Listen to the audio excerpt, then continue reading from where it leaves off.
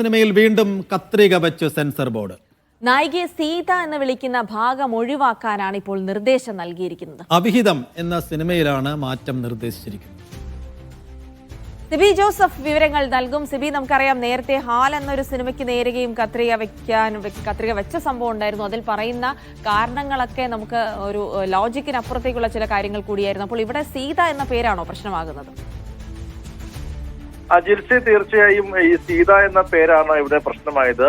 Senna ഹെഗ്ഡെയുടെ പുതിയ സിനിമയാണ് അവിഹിതം. ഈ സിനിമയിൽ നായികയെ സീത എന്ന് വിളിക്കുന്ന ഒരു ഭാഗമുണ്ട്. ആ ഭാഗമാണ് ഇപ്പോൾ സെൻസർ ബോർഡ് ഒഴിവാക്കിയിരിക്കുന്നത്.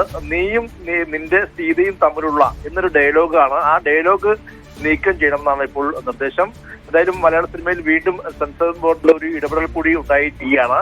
ആ സീത എന്ന പേര് ഒഴിവാക്കിയാണ് ഇപ്പോൾ സെൻസർ ബോർഡ് അത് കട്ട് ചെയ്തിരിക്കുകയാണ്. കഴിഞ്ഞ ദിവസം ജിൽസി പറഞ്ഞ പോലെ തന്നെ ഹാല് അതോടൊപ്പം തന്നെ പ്രൈവറ്റ് ചില ചിത്രങ്ങൾക്കും സെൻസർ ബോർഡിന്റെ കട്ട് വീണിരുന്നു. പ്രത്യേകിച്ച് ഹാൽ സിനിമയിൽ നിന്നും ചില വാക്കുകൾ, ജാക്കി, ധ്വജപ്രണാമം, അതോടൊപ്പം തന്നെ കഥാപാത്രങ്ങൾ ബീഫ് ബിരിയാണി കഴിക്കുന്ന രംഗങ്ങൾ, ഇതൊക്കെ ഒഴിവാക്കുന്ന ചില വിചിത്രമായ നിർദ്ദേശങ്ങൾ സെൻസർ ബോർഡ് നൽകിയിരുന്നു.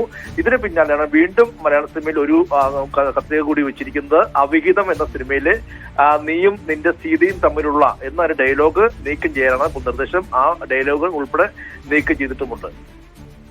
ശരി, സിബി ജോസഫാണ് വിവരങ്ങൾ നൽകിയത്. ഇത് വന്നു വന്നൊരു പേര് പോലും ഉപയോഗിക്കാൻ പറ്റാതെ ആയിട്ടുണ്ട്. ഇതിനു മുമ്പ്